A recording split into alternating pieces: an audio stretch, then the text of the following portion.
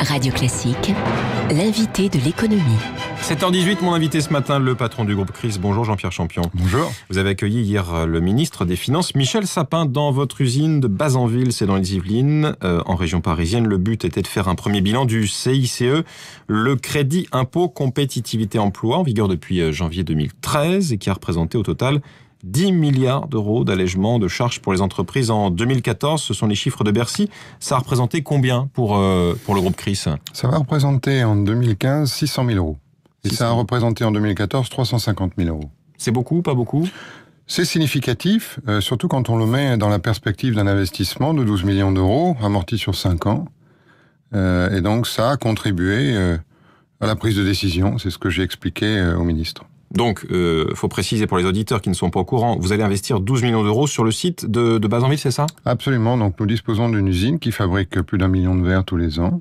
Nous sommes le seul groupe d'opticiens à avoir intégré verticalement la production et le surfaçage des verres. Et donc, c'est-à-dire que vous êtes fabricant en même temps qu'opticien. Exactement. Nous alimentons nos magasins avec les verres surfacés dans nos usines. Est-ce que ces 12 millions d'investissements auraient été décidés quand bien même il n'y aurait pas eu d'allègement de charges depuis 2013? Oui, j'imagine. Alors, évidemment, on n'attend pas des dispositifs d'accompagnement pour investir. La décision d'investir, elle est beaucoup plus audacieuse. Et donc, ça n'est pas suffisant, bien évidemment.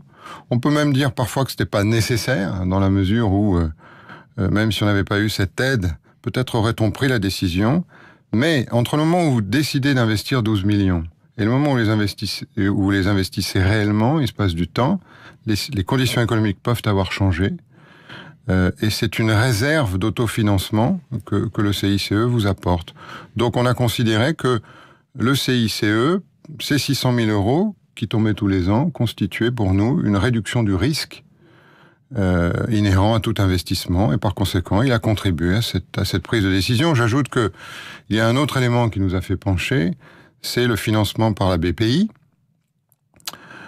puisque quasiment le tiers de la première tranche d'investissement, soit 2 millions d'euros, ont été financés par cet organisme qui offre des taux d'intérêt très bas et des garanties plus intéressantes que ses concurrents. On peut se demander pourquoi BPI France, qui est la banque publique d'investissement voulue par François Hollande lors de sa campagne présidentielle, vient soutenir une entreprise ou un groupe comme Chryse, qui est plutôt rentable, qui se porte bien. Est-ce que vous êtes les premiers à en avoir besoin de ce type de financement et non pas, des startups ou des entreprises qui ont un peu plus de mal avec leur banque?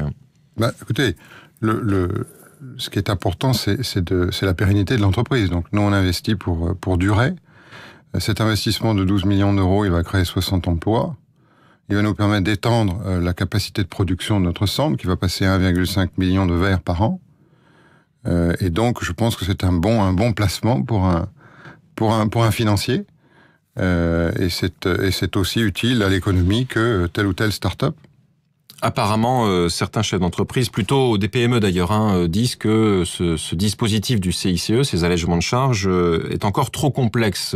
Est-ce que c'est vrai que c'est peut-être plus facile pour un groupe comme Chryse, avec une certaine surface, du personnel qualifié pour traiter tous ces dossiers administratifs, de faire face à ce type de dispositif qu'un patron de PME? Oui, nous sommes une PME, 500 personnes. C'est probablement plus facile pour nous pour une TPE. Ceci dit, ça nous est pas apparu d'une complexité extrême. Et encore une fois, le montant en jeu nous a semblé assez convaincant. Le jeu en vaut la chandelle. Pour un groupe comme Chryse, Jean-Pierre Champion, est-ce que le poids global de la fiscalité a baissé depuis 2012 ? Si on fait le bilan des prélèvements supplémentaires depuis 2012 et des allègements de charges ensuite depuis 2013-2014. Non, pas encore. On a effectivement indiqué que les charges patronales allaient baisser sur 2015. On a fait un calcul théorique d'ailleurs, on l'a estimé à 80 000 euros. Simplement, tous les mois, quand on calcule le taux de charge patronale, on ne constate pas qu'il baisse, puisqu'il y a d'autres éléments qui entrent dans son calcul. Donc, on est aujourd'hui à 50% de charge patronale. On était à 48% sur l'année précédente. Donc non, nous ne le constatons pas. Peut-être cela viendra-t-il. Bon, donc en tout cas, vous ne remettez pas en cause aujourd'hui votre choix industriel de faire des verres en grande partie made in France.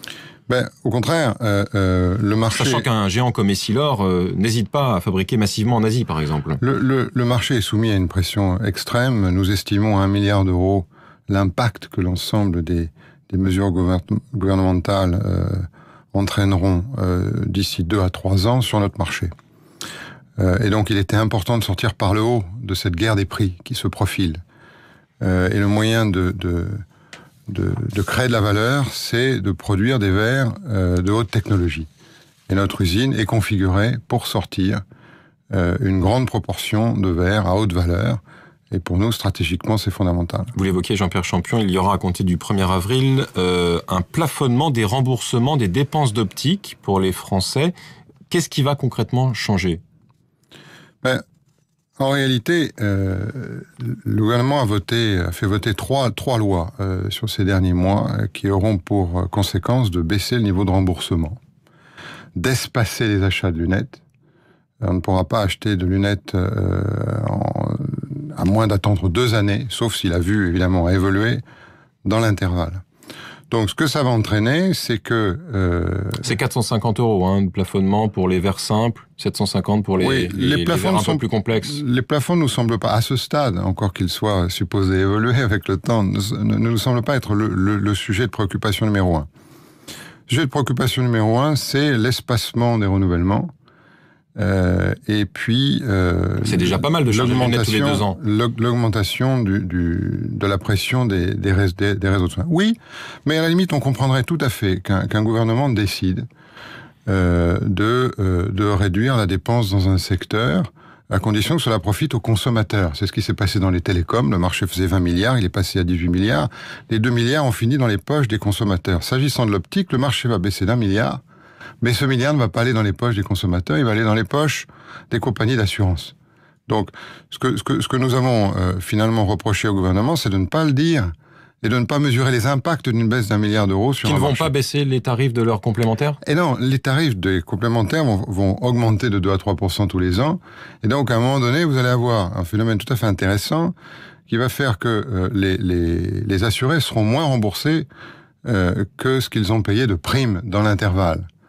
Mais le gouvernement a été suffisamment intelligent pour prévoir que la mutuelle étant obligatoire pour tous les salariés, on ne pourrait pas se désassurer.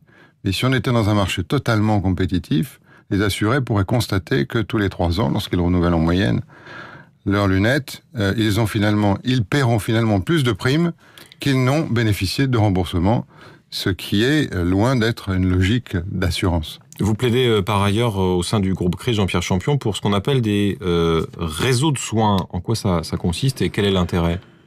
Alors, les réseaux de soins, ce sont des groupements de mutuelles ou d'assureurs qui sélectionnent des magasins, entre 3000 et 4000 magasins, et demandent à leurs assurés d'aller prioritairement dans ces magasins.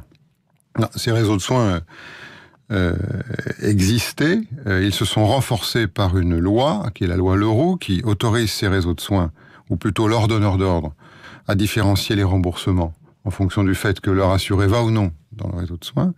Et donc ces réseaux de soins se renforcent. Nous sommes pour les réseaux de soins dits ouverts, c'est-à-dire des réseaux de soins sans numerus clausus, puisqu'ils donnent davantage de choix aux consommateurs, qui peut aller dans 8000 magasins et non pas 3000, et puis qui donne à l'opticien la liberté d'y entrer ou d'en sortir, dès lors qu'il se conforme scrupuleusement au cahier des charges. Merci Jean-Pierre Champion, président du groupe CRIS, invité ce matin de l'économie de Radio Classique, il est 7h27.